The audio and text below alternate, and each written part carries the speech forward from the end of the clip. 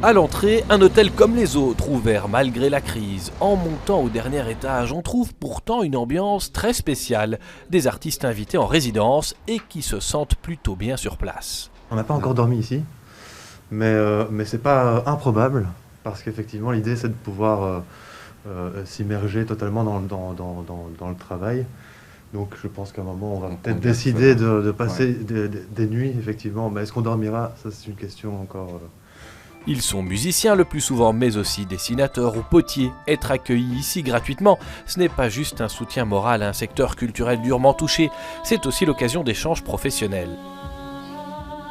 Dans tous les arts, c'est très important d'avoir le sentiment que tu es occupé à réfléchir à quelque chose et puis tu puisses demander à quelqu'un qui fait la même chose. J'avais une idée de mélodie, j'avais cette idée-là de texte, qu'est-ce que tu en penses? Et puis, c'est très important, je crois que les artistes, ils ont vraiment besoin de ça.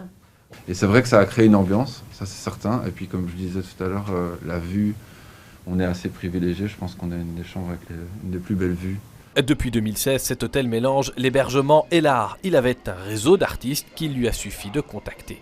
Et nous, c'est aussi une bulle d'oxygène, de les rencontrer, d'avoir des échanges avec eux et de voir cet hôtel avec des va-et-vient quotidiens et avec des nouvelles idées, parce qu'il nous apporte des idées aussi pour le futur.